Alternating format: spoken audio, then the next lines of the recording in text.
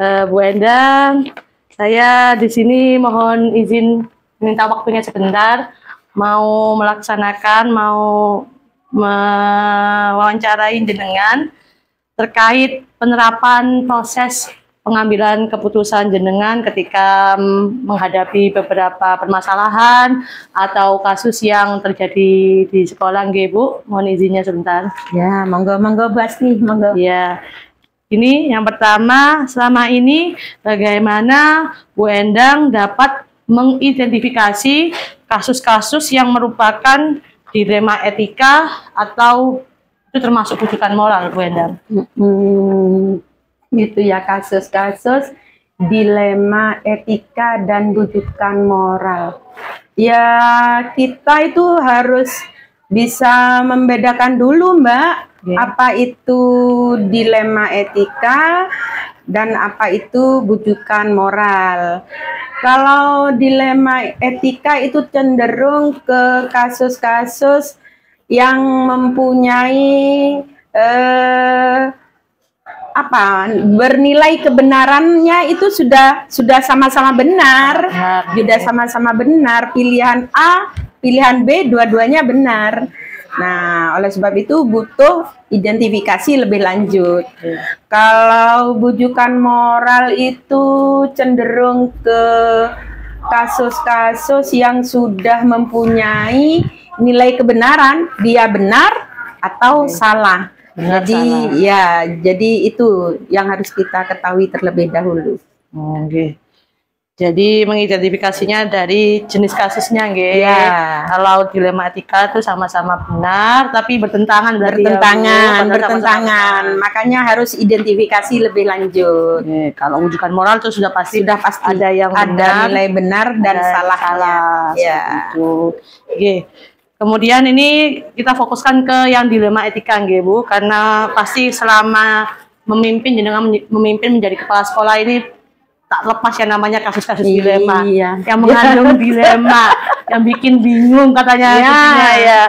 Bagaimana Anda menjalankan pengambilan keputusan di sekolah, terutama untuk kasus tadi ya, yang dimana ada dua kepentingan yang sama-sama benar atau sama-sama mengandung nilai kebajikan, tapi saling bertentangan di waktu yang sama. Bagaimana Bu?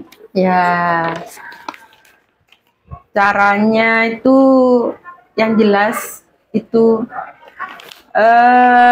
kita harus lebih mengutamakan kepentingan lembaga dibandingkan kepentingan pribadi.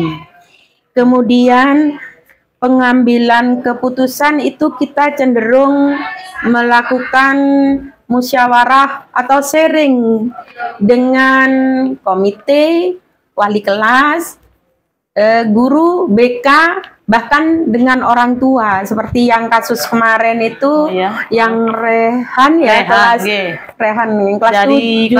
mau ke kelas 8 itu, kita juga memanggil orang tua, juga akhirnya kemarin kita ada solusi dari kepolisian dan lain-lain, karena memang itu dilema sekali bagi sekolah, mau tidak dinaikkan ya kasihan, mau dinaikkan ya butuh beberapa pertimbangan. Itu kemarin seperti itu. Nah, kemudian yang keputusan yang kita ambil juga tidak boleh melanggar aturan, Bu, karena itu penting. Jangan-jangan keputusan yang kita ambil walaupun itu benar tapi melanggar aturan sekolah. Nah, ada hal-hal yang juga tidak boleh melanggar. Tuh. Jadi itu yang prinsip yang perlu kita pertimbangkan untuk pengambilan keputusan. Ya, untuk dua kepentingan yang sama-sama benar. Sama-sama benar. Jadi kita harus benar-benar mengidentifikasi untuk kebutuhan. Ya, yang penting kita Pak? Ke anak-anak kita lebih mengutamakan kepentingan murid itu bagaimana ke depannya. Jangan sampai anak-anak nantinya ya bermasalah. Nantinya anak-anak tersebut terganggu pembelajarannya. Mereka juga punya hak untuk melanjutkan pendidikannya. Itu yang penting itu saja. karena mereka masa depan bangsa kita. Punya hak untuk belajar. Untuk belajar ya. Kan kasihan kalau sampai anak itu berhenti. Ya itu dah. Oke. Itu ya Bu.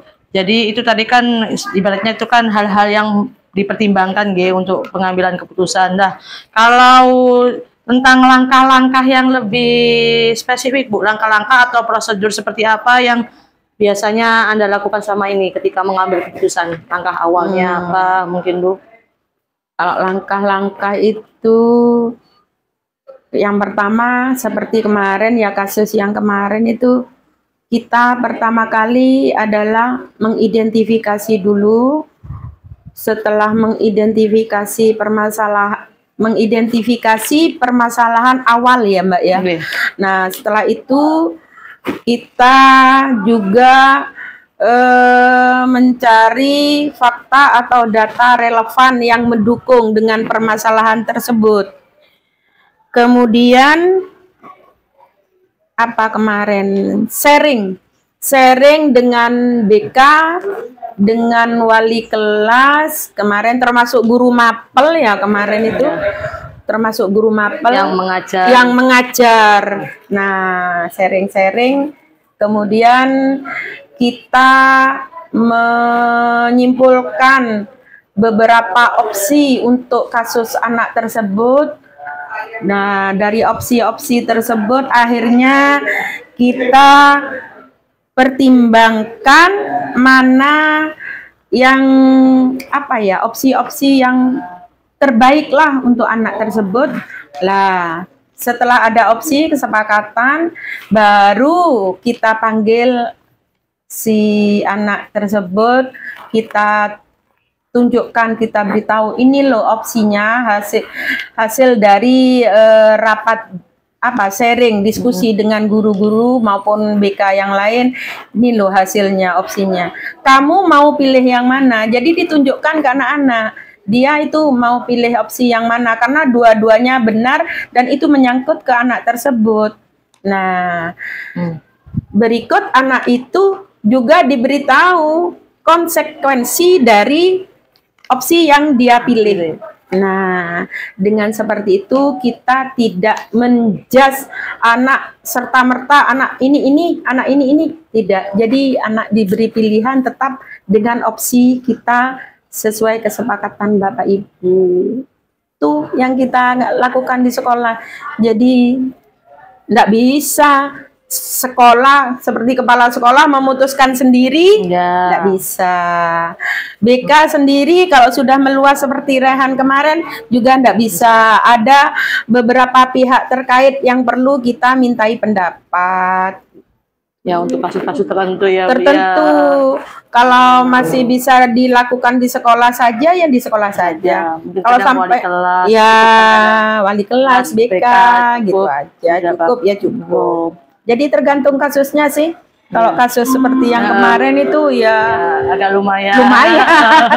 Lumayan kita butuh beberapa. Apalagi kalau menyangkut murid kan, itu stepnya itu agak lama, panjang. Karena kita ekstra hati-hati, khawatir nantinya akan berpengaruh kepada mental anak, terutama mental anak. Jangan sampai anak kita menjadi korban karena kita salah memberi mengambil keputusan.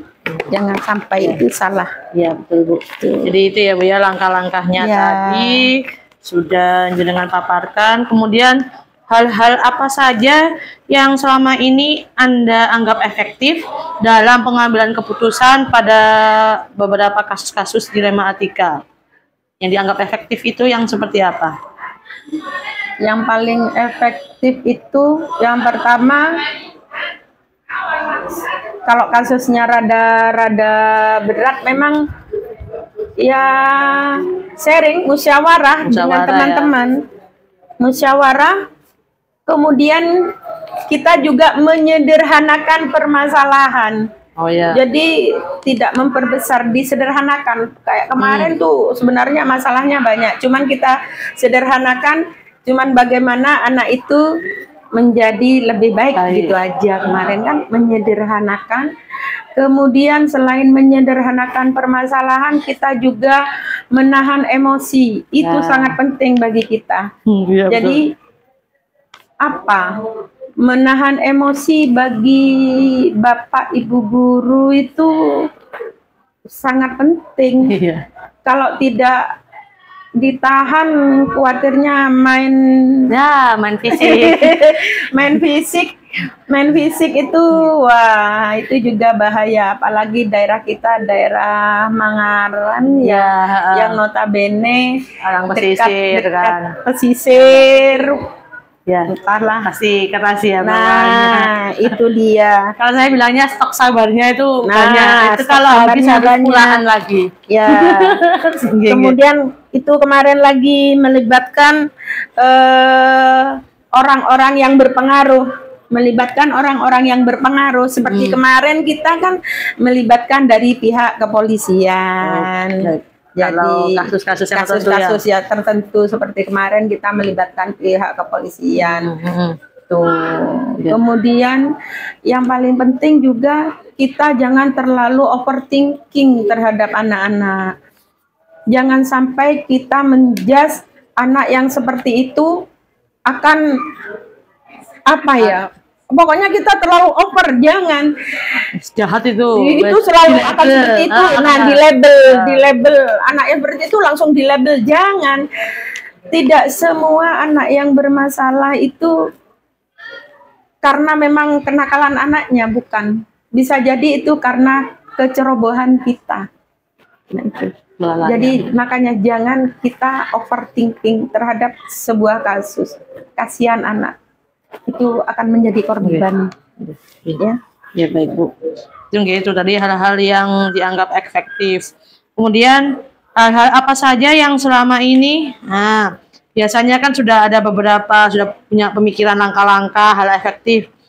Pasti kan nanti dalam prosesnya itu nggak lepas yang namanya adanya hambatan, ada tantangan. Nah, hal apa saja yang selama ini menjadi tantangan ketika sudah mempunyai prinsip seperti itu ya Bu ya, sudah niatnya baik, pasti kan ada yang namanya halangan, tantangan. Dan selama ini dengan ada pengalaman tantangan apa dalam pengambilan keputusan pada kasus-kasus dilema etika?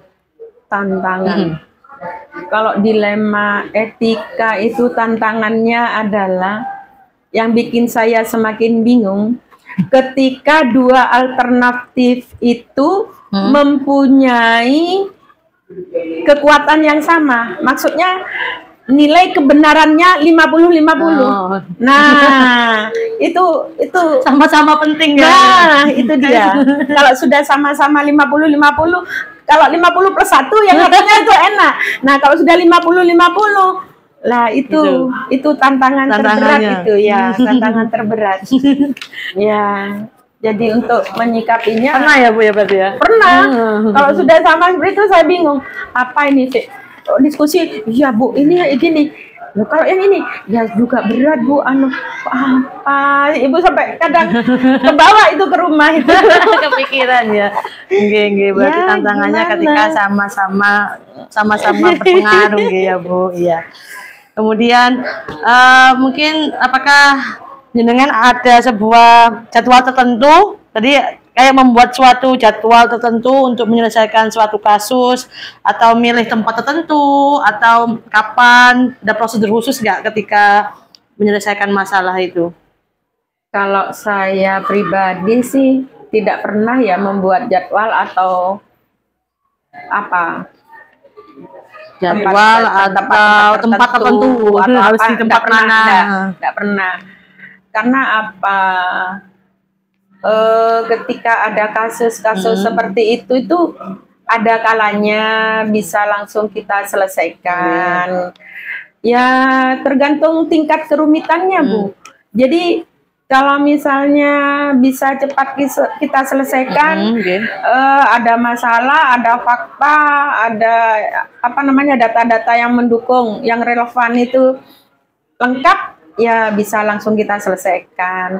Kalau masih butuh identifikasi, butuh data-data penunjang lainnya, ya waktunya cukup Ya itu bertambah mungkin juga.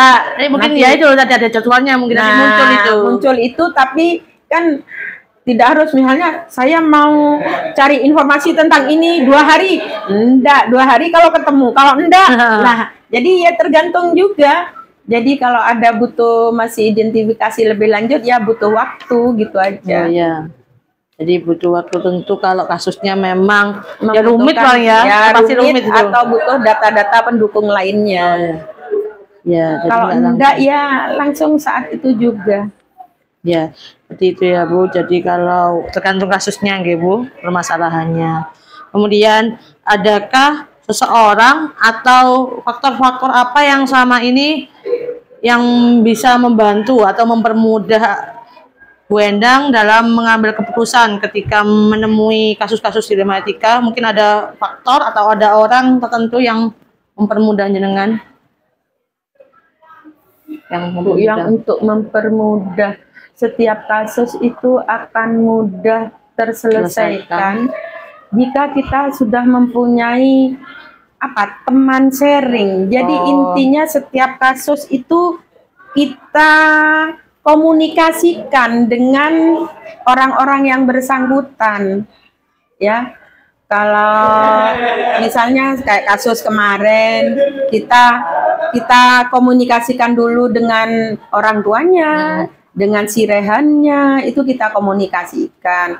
Kemudian untuk data fakta pendukung kita komunikasikan juga dengan wali kelas, dengan BK, dengan guru mapel bahkan kemarin. Nah itu, jadi intinya satu, komunikasi. Oh, kalau komunikasinya lancar Ya. itu berarti yang membantu ya Bu ya.